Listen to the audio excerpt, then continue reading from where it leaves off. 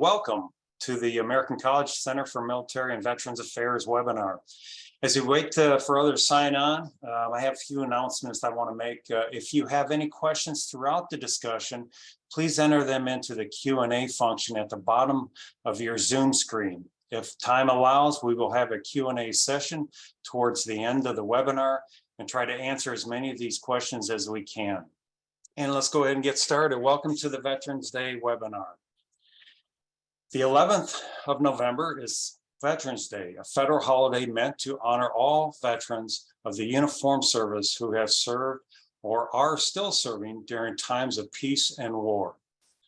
Veterans Day began in 1919 when President Woodrow Wilson proclaimed the first Armistice Day to be celebrated on November the 11th because World War I ended on the 11th hour of the 11th day of the 11th month in 1918. In 1954, Congress changed Armistice Day to Veterans Day to honor and include service members who had served in all the nation's wars.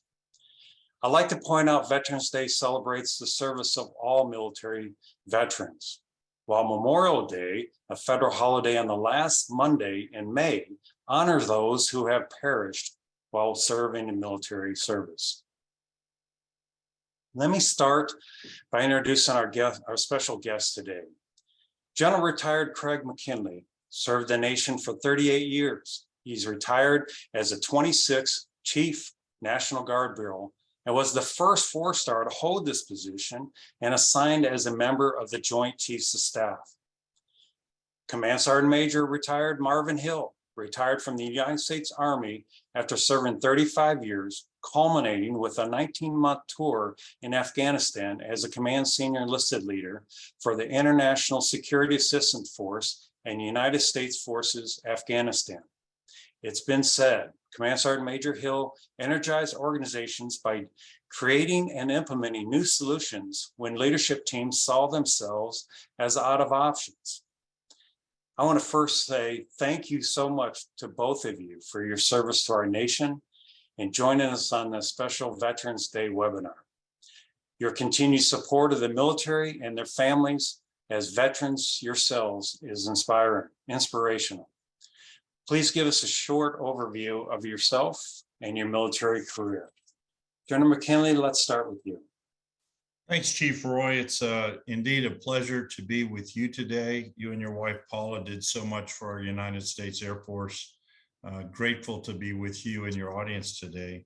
And to Command Sergeant Major Hill, we haven't met in person, but I feel like I know you because you've worked for some great leaders of our United States Army.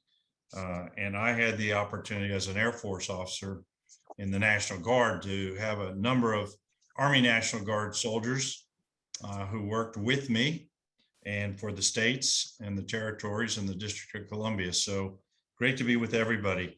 I graduated from college in 1974, went immediately into flight school. That's 363 days straight. And you graduate, if you do, you pin on silver wings.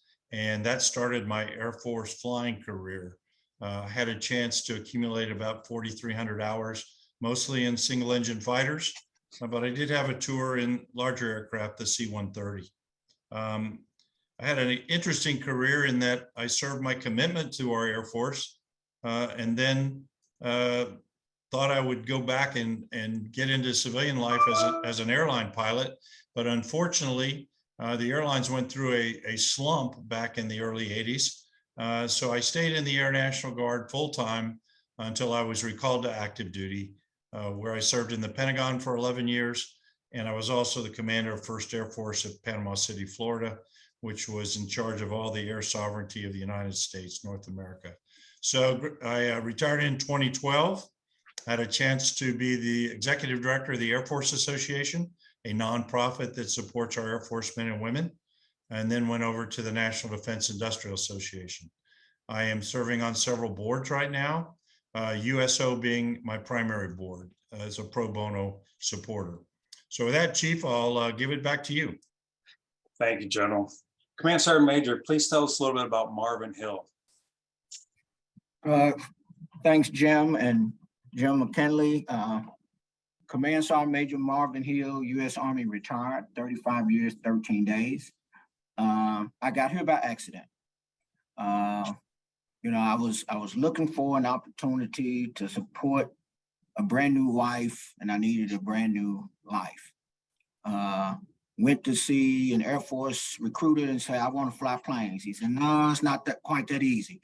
Right. So I went over to the Army recruiter, right, and he had a sign over his desk that said, ask me about the bonus. Right.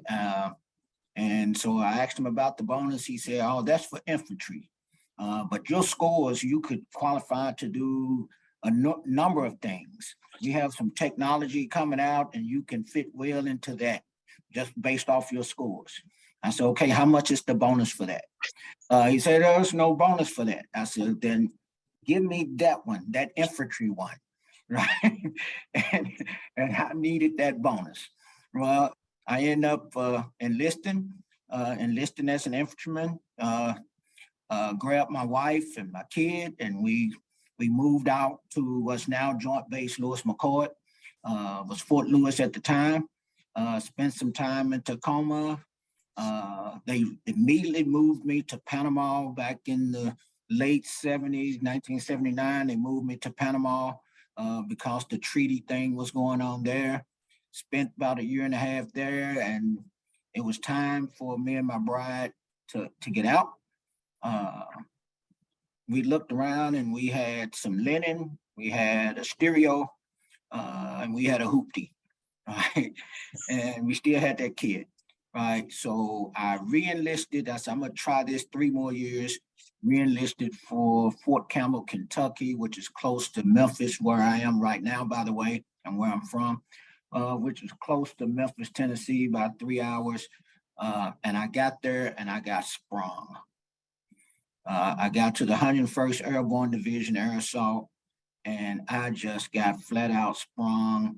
I was able to do the things I needed to do as a soldier, get promoted. I mean, it was incredible. I was getting ready to get out again. They offered me the opportunity to be a drill sergeant. Who wouldn't want to be a drill sergeant? And so I said, I'm gonna try that. And then as time moved on, and I kept returning to Fort Campbell, Kentucky, which was to me a launch pad for leadership.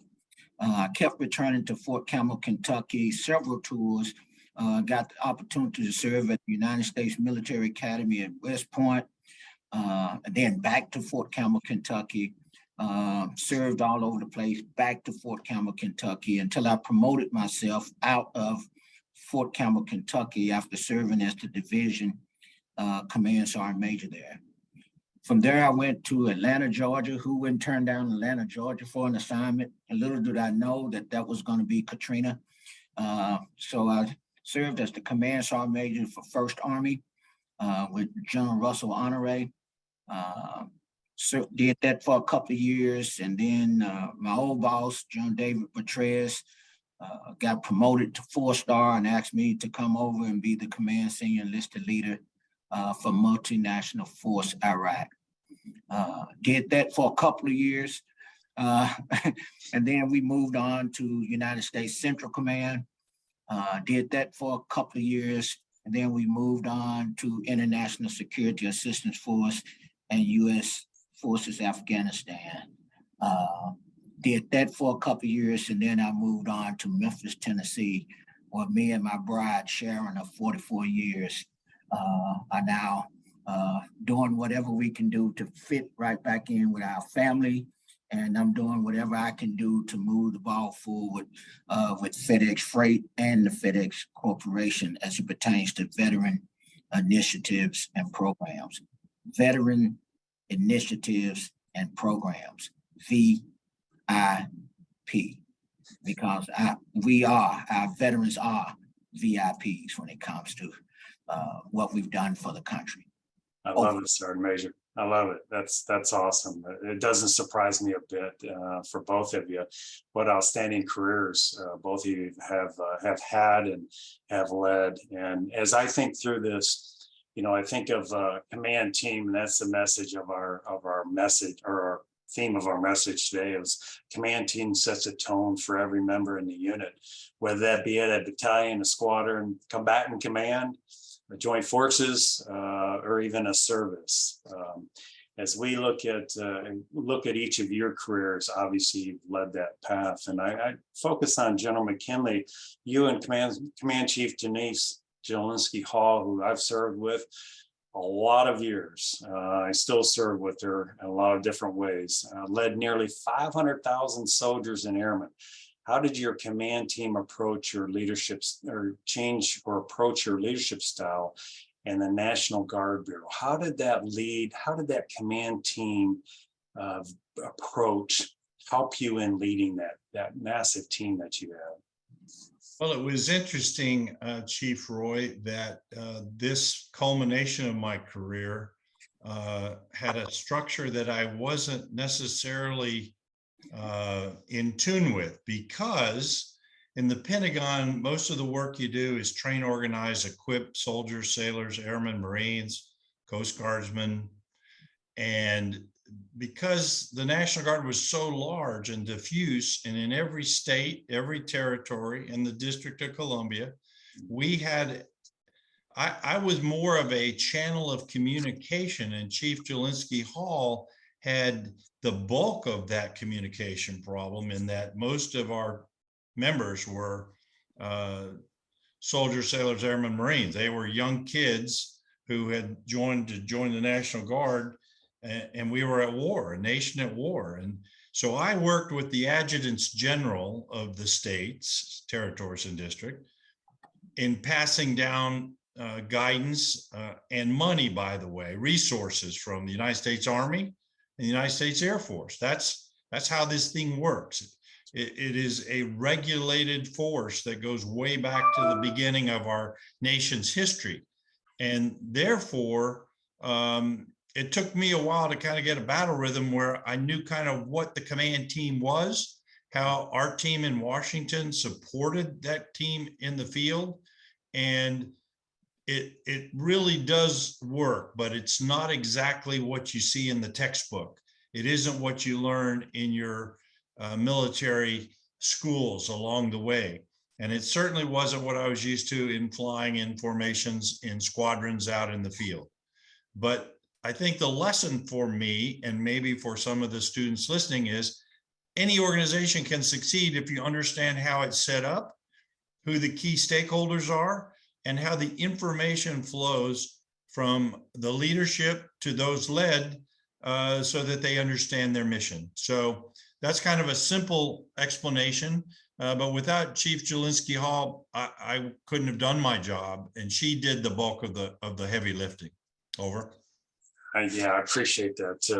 Sergeant Major Hill, excuse me.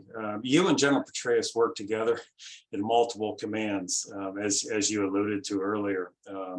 You led hundreds of thousands of joint coalition forces in direct combat that General McKinley just spoke of. How did your command team approach to leadership help achieve mission success?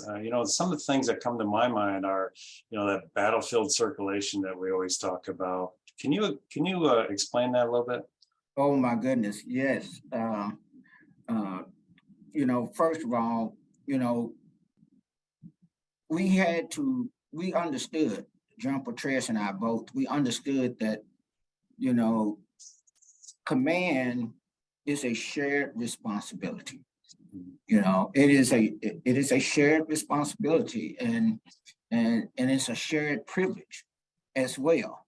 Right, and you share all of it. You share the hardships, you share the pain, you share the joy, right?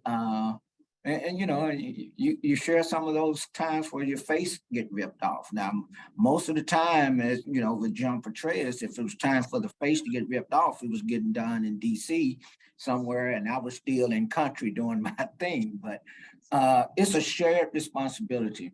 And with that, he had to make sure that he articulated his strategic vision to me, and that I could see through his lenses.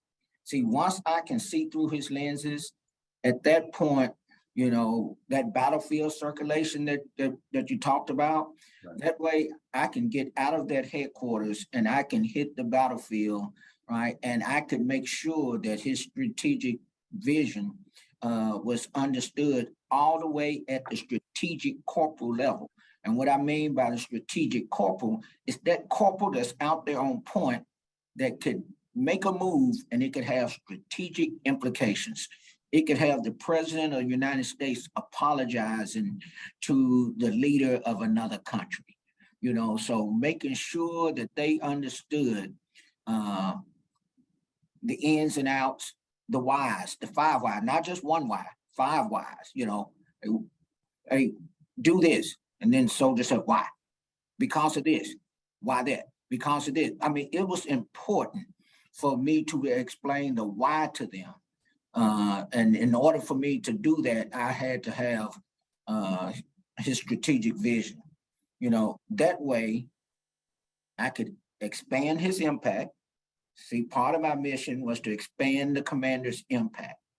Another part of my mission was to give energy to that formation, that massive formation. And then another part of my mission, which was a very important part, was to protect and enhance service cultures. Just because the commander was an Army general and the command senior enlisted leader was an Army command sergeant major, those troops on the battlefield were not all in the Army, right? They joined the Air Force for a particular reason. They joined the Navy for a particular reason. It could be family, it could be whatever. And when I returned them back to you, Chief Roy, when you was Chief Master Sergeant of the Air Force, you needed to recognize that was still an airman, right? That they hadn't gone native on us, right? And so it was just important to General Petraeus and I that we didn't become photos on the wall, right? I refuse to be a board question. Who's the command senior enlisted leader of ISAF? Sergeant Major, the command senior enlisted leader of ISAF is Command Sergeant Major Marvin Hill. A board question, a photo on the wall. They needed to see me, so I needed to be available. I needed to be accessible. I needed to be approachable, and I needed to be accountable. And I think that's the command team approach when Petraeus and I, General Honore and I, when General Honore could sit in a meeting in Atlanta and tell me to get on the airplane and go to Joint Base Lewis McChord to put a rocket in somebody's pocket. He had to trust that I was going to be able to do that. And that means he knew that I could see through his lenses. Over. Well, I'm just glad I never got that call from Command Sergeant Major Marvin Hill. but no, I certainly appreciate that, and I certainly appreciate the fact that you took care of. It didn't matter what service that member was from. You took care of them. You and General Petraeus did, and thinking of that, as I look back at with General McKinley, 500,000 soldiers and sailors that he led, or I'm sorry, soldiers and airmen that he led. A lot of the servicemen and women that came to you and General Petraeus came from General McKinley and Command Chief Jelinski Hall. So if I could ask maybe General McKinley to talk a little bit about that service and sacrifice, as we lead into Veterans Day, we always think of this idea of service and sacrifice. What does that mean? What does that mean to you, General McKinley, from that view, from that lens? Well, it's a tough question to answer because there's a lot of emotion wrapped up in that question. We had soldiers, primarily soldiers deployed to Iraq and Afghanistan and other parts of the world because we feel like we were an integral part of the United States Army. And when we rolled into their formations, we wanted to send competent, well-trained, disciplined soldiers into the formations that would receive them. As airmen, we trained with the United States Air Force practically every day that we had training. So the training in the Air Force was virtually seamless between our Air National Guard members, who many of them Marvin worked with FedEx and the airlines and people like that. But they were well trained to leave their jobs at home, their families at home, and fall in on formations to do the work that needed to be done, and well led by folks like Russ Honorary, Dave Petraeus. So hardest thing for me, I think, sitting in the Pentagon, which is, you know, everybody hears about the Pentagon, but it's a massive building, as you know, Chief. You don't get to see very many people because the doors are always shut. We don't get out in the field like Marvin was talking about, going out and looking soldiers in the face. But you do some things, some amazing things with orders books that send kids to war. Those orders books are all signed by the Secretary of Defense, and the service chiefs all put those orders books in with a rationale and with great dignity to the members they know are going to go downrange. Some of them won't come back. So it's a humbling experience in those hallways. Not a lot of noise in those hallways. It was very reverential. And so I'll close. I'll finish with this. Toughest thing I did was visit with the Gold Star parents of the young men and women who paid the ultimate sacrifice. And you know, now that those wars are in the rearview mirror, you want to make sure that when you look a parent or a brother or sister or a son or a daughter, grandson in the eye and say, your father, your mother did not die in vain, did not do anything but his or her duty to support and defend the Constitution. You gotta mean it, or those parents will see right through you. Those young sons and daughters of these fallen soldiers and sailors and airmen and Marines, National Guard men and women, they want to know, they want to feel the emotion from a leader that you did everything you could to prepare them for the mission, and that they did not give their lives in vain. So as we approach November 11th, that's what sits in my heart and my soul. I was honored and privileged to have the opportunity to be part of that. But you know, we have these days of the year, Memorial Day, Veterans Day. We do a lot of things with our veterans, but we need to always remember that from the beginning of our nation, people laid down their lives for this great nation and the freedom that we all enjoy, and to be thankful. Thanks, Chief. Yeah, that's a very good point, and I think Sergeant Major mentioned you know, the privilege of being in command, and I think all three of us would agree to that. It certainly is a privilege, but it comes with an awful lot of responsibility. And like you said, you know, when you're in the Pentagon and you're walking the halls, and not a lot of rhetoric in the hallways, but because you know the somberness of the decisions that you're about to make, and we certainly appreciate that. Sergeant Major, same question to you, maybe in a little bit different format, you know, and obviously in your battlefield circulations, you know, looking at you know, that soldier or airman or sailor, Marine square in the eye. Tell me about service and sacrifice from their view. What does it mean from them?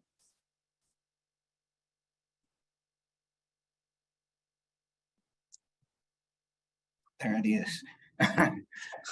Well, Jim, you know, when we talk service, they look at it as providing something that's needed. You know, providing something that's needed. So service from their perspective is like, I am here for you, right? You called me. You know, the old sheep and the wolf dog. You know, when the wolves are away, you know, people will look around at the wolf dog and say, why the heck do we have so many wolf dogs? Get rid of some of these wolf dogs, right? And then you get rid of the wolf dogs, and then all of a sudden hear the wolves come creeping back up. So, you know, they look at themselves as the wolf dog. They look at themselves as someone that is needed, and they are providing something to the, let's say, the American people that's needed. So you've heard the saying, proud to serve. Uh, I just never looked at a young man or woman in the eye that was serving in a foreign country on behalf of the United States of America who wasn't proud of what they were doing. I used to do my battlefield circulations quite a bit. And one of the biggest things that people would talk about, and Jim, you may remember this, morale. How is the troops' morale? You know, the troops, there's low morale in Iraq. Well, you know, it's 125 degrees. You got on a 70-pound rucksack, and you put a camera in front of him, a microphone in front of him, and said, how's it going? He said, it sucks. Well, doggone right, it sucks, but that don't mean my morale is low, right? My morale is extremely high, right? Because if you give me a mission that I'm extremely proud of, and you give me a leader that I want to emulate and be like, sure, I'm good. Right? Morale is good. It doesn't take Burger Kings. It doesn't take Popeyes. It doesn't take Pizza Huts. It don't take green beans. It doesn't take any of that stuff to crank up the morale. It doesn't take 52-inch screen TVs and all of that to crank up their morale. What cranks up their morale is a mission that they want to write home about, right? That they're proud of, and some leaders that they say, oh my God, when I grow up, I want to be just like him. That's right. That's what it's all about. And so that service, once, if they were proud of what they were doing, because you called me to do this, right? Well, here I am. So, I mean, that's how it looks from the troop perspective. If I was standing in the troops' shoes, those boots, and looking through their lenses, those are the things I'd be looking for. A great mission and outstanding leaders. And I think both of you would agree with me. They don't look at it as sacrifice. They just don't. It's not. It's the mission. It's what I do. And Jim, you know, I'm glad you said that, because sometimes service and sacrifice are in the same formation. Yeah. Right? They are dress, you know, right beside each other. And sometimes they're in totally different countries. That's right. Sometimes they hand in hand, right? And then sometimes service, sacrifice, you know, they're not even in the same sentence. That's right. That was a good point you brought up. One of the other things about what both of you had stated, and I could entertain any comments that you have on this. You know, we have roughly 2 million people in uniform today, roughly. I mean, it fluctuates. Every one of them are volunteers. Now, we all came in at a time in our career or in our lives, kind of at the very, very end of Vietnam. It wasn't always the case. Can you talk a little bit about, explain to the group, the audience that we have here, what that means to be to lead an all volunteer force? What does that mean? I'm gonna let Sergeant Major Hill jump in here. Well, I will take first shot at the title on this one. I tell you, you know, we go through our ups and downs. You know, I talked about the sheepdog. You know, we go through our ups and downs. There's times where we don't need a huge military, right? Or we don't think we need a huge military because it costs so much, right? And then there's times where, oh my goodness, I mean, if you can shoot, we'll take you, you know, where we just need massive forces. But at the, you know, and during those times, people will tell me, you know, people will suggest, you know, they ought to bring the draft back. They ought to bring the draft back. You know, they ought to bring the draft back. Well, and then they asked me my opinion. I said, then we got to retrain all our leaders. I said, we have to retrain everybody who leads, because the book that we're using The method that we're using is how to lead an all volunteer force, someone that is willing, someone that if you release them on a Friday afternoon at 16:30, that they're going to be there Monday morning at 06:30, right? That's an assumption, and it's a safe bet, right? Now you are talking about draftees and people that don't want to be there. I don't know. I mean, I look at how our troops attack the mountains of Afghanistan and the deserts of Iraq, and and all other places around the globe. Right? These were all people that raised their right hand, volunteered. They knocked the recruiter's door down trying to get in. I mean, it's you just can't flip the script and take another type of force, a drafted force, and use the same techniques of leadership. Our leaders don't know how to lead like that. We don't know how to lead like that, but it's incredible to see the things that these young men and women will do, that they asked to do. And I want to talk a little bit later about that all volunteer force, but I'm going to yield to General McKinley right now. Thanks, Marvin. 50 years ago, because I know this because I served on a panel with George Casey, former Chief of Staff of the Army. Georgetown did a study. It's been 50 years since the end of conscription. It was done in President Nixon's term. And yes, I had a draft number. It was 64. I was a junior in college. And that probably meant that had the draft continued, my number would have come up. They usually took up to 150, 160 numbers. And it was a turbulent time. Sergeant Major Hill said it.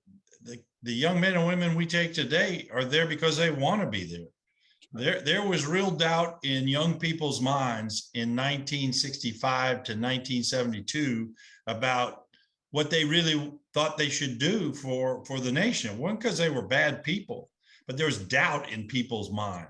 And so, that kind of spreads like a plague. So when I was in college, things weren't great. In fact, when some of our fighter pilots came home from Vietnam, they had to take their uniforms off on their airplane before they landed in San Francisco, Los Angeles, because people didn't respect people in uniform back then. But what a marvelous military has been built since 1972. Colin Powell and Chuck Horner and people in those two businesses, Army and Air Force, they fought Desert Shield and Desert Storm in several weeks. It was over. And that's the kind of troops we have now. And I'm sure Sergeant Major Hill led the same kind of young men and women in Afghanistan and Iraq with General Petraeus. So, yeah, we think things are kind of rough right now. We got a bad economy, got some high interest rates and stuff, but this nation, it's not a straight line to the top. We've had ups and downs, and I will tell you the late 60s were not a pleasant time in this country. 5 great leaders were assassinated in the late 60s, to include our president. So young people just need to read their history books. Don't forget it, because sometimes it rhymes, and we don't ever want to go back to that. And I think we're in an era of consequences. Guess who said that? Winston Churchill. At the darkest moment of World War II, he said, we're living in an era of consequences. I think we are living in an era of consequences today, where all of us as Americans are going to have to step up and do our part. Over. I love it. And, as I think about the all volunteer forces, it is certainly a professional force. This the force that the 3 of us served in. And as I look into, the American College of Financial Services, obviously the folks on our online today most of them are in business, most of them are in financial services. So how do you see, the leader, but also the practitioner? How do you see that transition into business? How does the military help the business side of this? How does a professional force help the business side of this equation? Either one of you. Jim, I love that question. I don't quite know how I'm going to answer it, but I love that question, right? And some people say this is a stretch that I'm making, but when I look at it, our service members as they transition out of the military, they have to have companies like FedEx. They have to have companies like UPS. They have to have companies like IBM, and you name. They got to have somewhere to go. They have to have somewhere to go. And if they don't have anywhere to go, then why go into the military? Right? Other than service, I got you, but am I willing to make the sacrifice? I'm willing to do the service, but am I willing to make the sacrifice? Because if I don't have anywhere to go, why should I give Biff a head start on me? I've spent 4 years in the Air Force, and then I can't transition out. And guess what? If we don't have people willing to do that, we lose our all-volunteer force. That's right. It's about national security, because you can't go to the Washington Commanders football game and enjoy, all the things that happen at the game unless you have an all-volunteer force. Right. You can't go watch, the Tennessee Volunteers, at Neyland Stadium and do all the things that they do and have fun without an all-volunteer force. And if you don't have these service members transitioning out and having a place to go, then you lose national security. I mean, that sounds like a stretch, but it really is. So, how does it impact financially? Is it these service members that transition out that can help, just like they help build our military, just like they help provide hope for, people overseas, they can make a big impact in your companies and your company's bottom line. To me, that's how it's all connected. Like I said, I love that question. I didn't quite know how I was going to answer it, and I probably didn't. But I hope you all understand where I'm coming from on that and why I do what I do for FedEx Freight here in Memphis, Tennessee, because I'm really thinking about the nation. Yes, I'm thinking about that young man and woman that served and made a sacrifice. Now I want their sacrifice to make sense. They say if it don't make dollars, it don't make sense. I want it to make sense. That's great. Oh. Thank you, Sergeant Major. General? I think you hit it out of the park, Sergeant Major. Exactly right.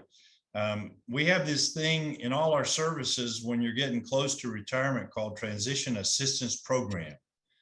And that's to tell young men and women what they're going to expect when they take off the uniform. You don't go in that closet every day and put on the uniform, the cloth of the nation.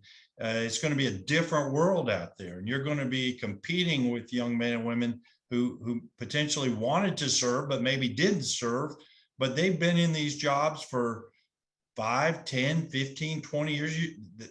You're just going to walk in with them, and you better act humble and do your job and do what the military trained you to do in a non-offensive manner, because your company now becomes your team. And the team is led by an organizational structure a little different than the organizational structure you had in the military.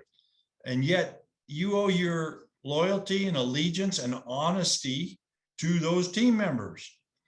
And nobody's better to do that than a former young woman or man who served in the military. We tout the fact that we send a physically fit, drug-free, highly educated person into society. And I'm proud of those young men and women who served with us. And any company would be happy and should be happy to have them on the team. I'm not throwing around accolades to FedEx, but I'm telling you, the young men and women you've hired, Marvin, are unbelievable in how they turn that freight and get stuff there the next day. UPS, same way. I even think the Postal Service, who've taken members of the military, has learned how to build teams around getting the mail to you on time and stuff like that. So I'm very proud of the young men and women that you all had the biggest influence on the majority of our force.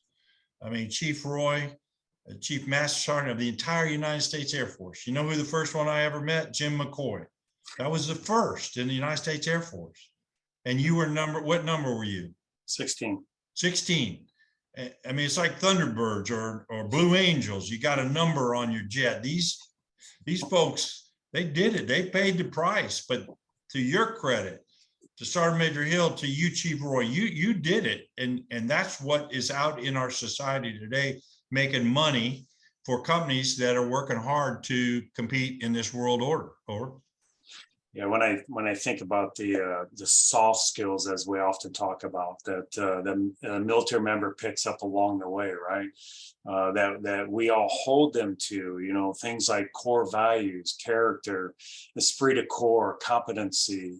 You know, those are all things that, you know, any business, financial services business for sure, would want to have in their ranks, as we call it. So, General McKinley, if I can just get you to touch a little bit on, we haven't really hit on this much, but you know, the fact that the National Guard Bureau, you know, we have members that serve in uniform every day. We have National Guard Bureau members that serve, and they also serve their own communities in a lot of different forms, and that often gets lost in the rhetoric. You know, when the nation calls them up for duty, or the state calls them up for duty, they're ready to go on a moment's notice, and that's always a challenge. Can you describe that a little bit, or at least explain that a little bit to our audience? Our citizen soldier. Yeah, I can, Jim, and the Sergeant Major can correct me to 100%, but from the time this country started, it was people who would put down a plow and go get his musket and go fight. I mean, that's how we won the Revolutionary War. And George Washington had a small regular force, but over time we built 500,000 people who are technically the combat arms of the Army and the Air Force, but they're in reserve. Right. Well, for a lot of years, that was 1 weekend a month and 2 weeks a year. You can't get very competent in that amount of time. So Marvin talked about Hurricane Katrina.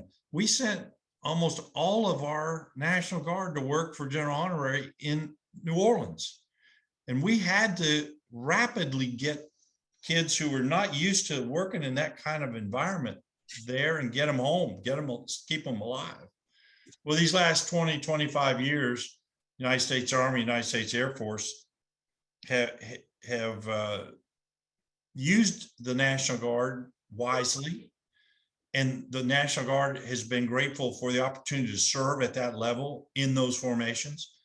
But technically, you're absolutely right. These are citizens who, in some states where there's no active duty facility, no posts or bases, if you see a young man or woman in uniform, more than likely they're either in the reserve or in the Guard.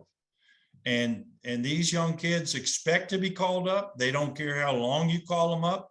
Employers sometimes get a little upset when they take a key person away for a year or two.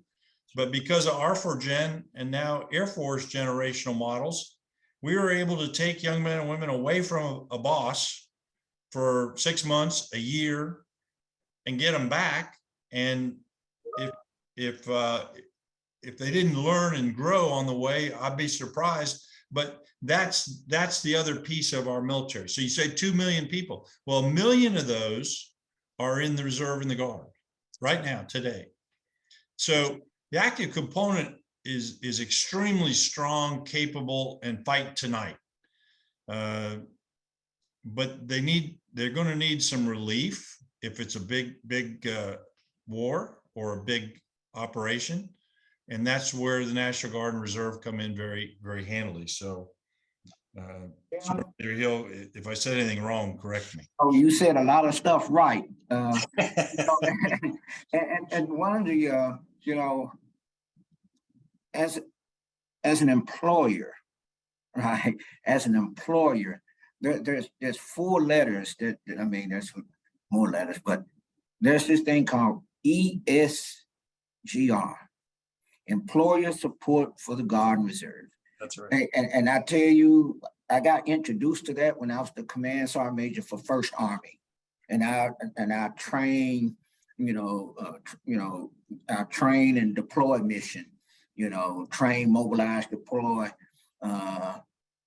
mobilize, train, and deploy mission was our main focus, and then the Katrina mission, but employer support for the Guard and Reserve, and I use that right now. I mean, it's a big deal when our guardsmen and reservists, when they go out on their either drill, annual training, or deployment, right? And then they come back with one of the awards from ESGR to either their service center or their manager or to FedEx itself, or we're having our CEO or Fred Smith standing on the stage getting an award from ESGR.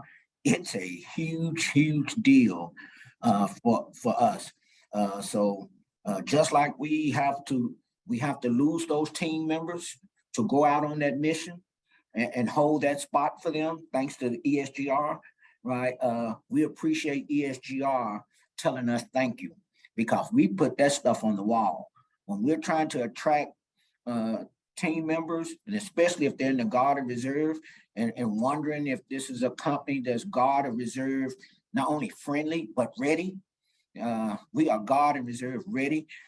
When they see those things on our wall, it helps us with sealing the deal with them. Over. Fred Smith, we really enjoyed honoring him and the entire company, because it starts at the top, and Southwest Airlines is another company that does that. Time. So we're honored to recognize those outstanding companies.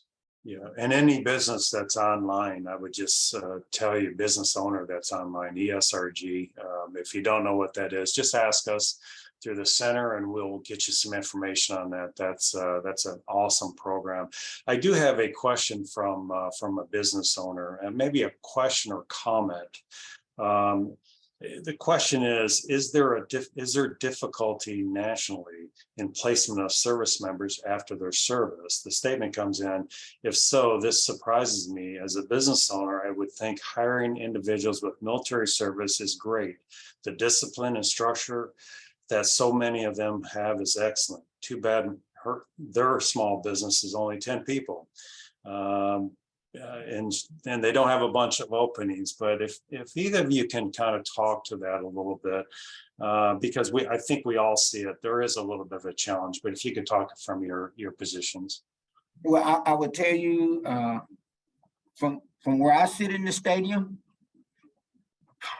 there's a war out there. The war is for veteran talent, really.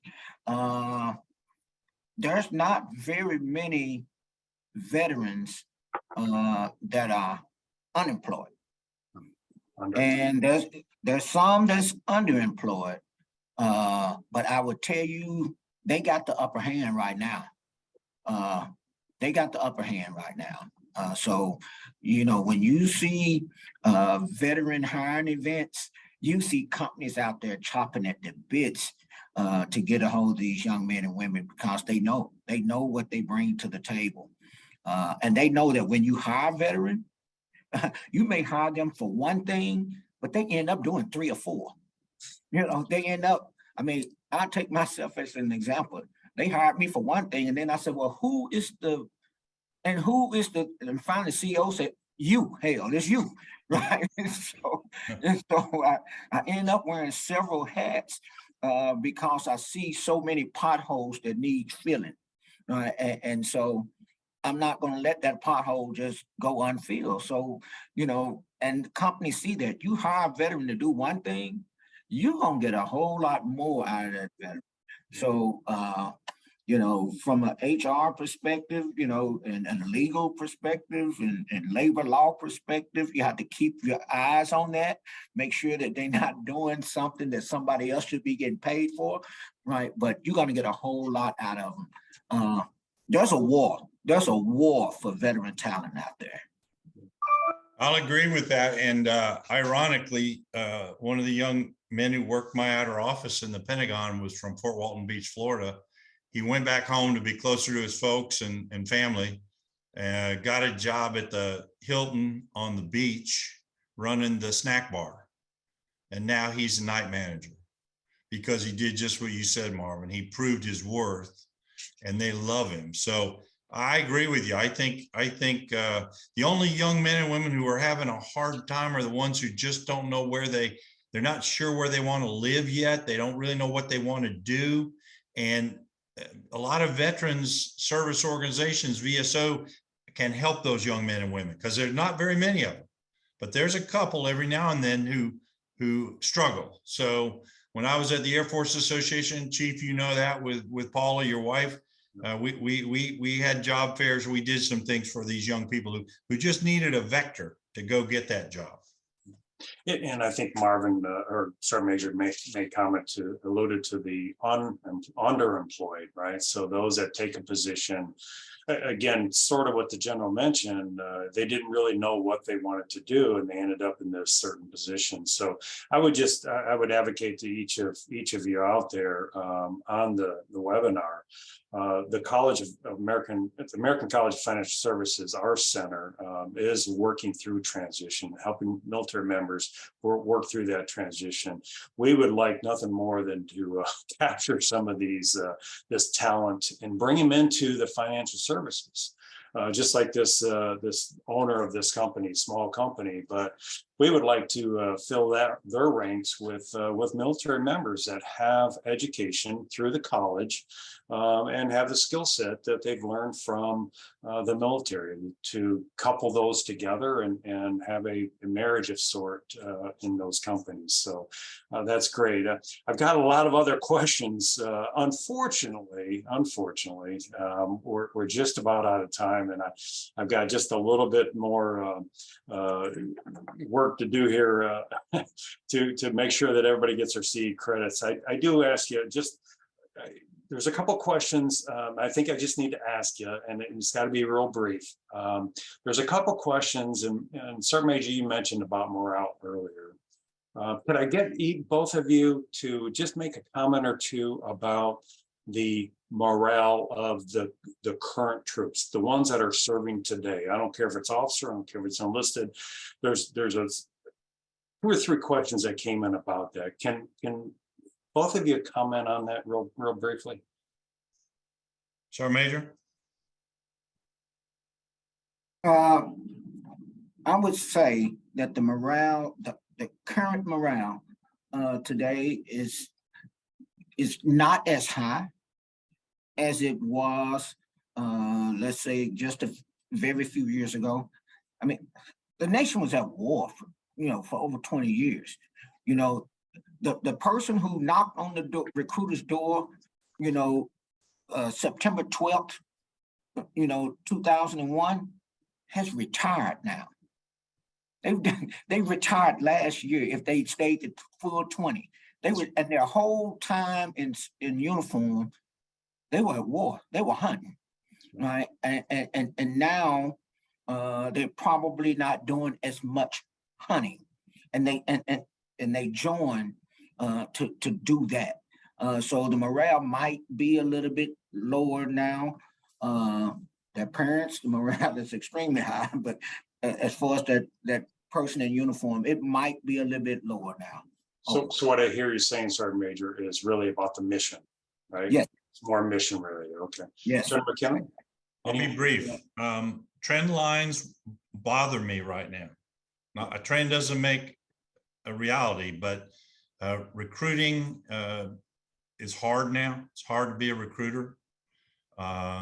Propensity to serve, as Sergeant Major said, after 9/11, that was a go out the door and join up moment. And I'll say it's just some small things. Sergeant Major Jim, you and me, we had this wonderful thing called a 20-year military retirement, and it was a good thing. It's very expensive. And so now the young men and women who join are in a 401k like industry people. I think that has some effect, especially on military families, because my kids saw me retire at 38 years with a pension. And I know very few companies are offering pensions today, but that 20-year retirement meant something to young people, kept them maybe longer than they would have stayed. So I think there are trend lines and indicators that say, in the airplane, you get a red flashing light. I'm seeing a few red flashing lights right now. Yeah. Quick answer. That's great advice, and I appreciate that kind of summary of comments. And again, I apologize, but I've got to bring this to a close. On behalf of the American College Center for Military and Veterans Affairs, thank you all for attending. General, Sergeant Major, thank you so much.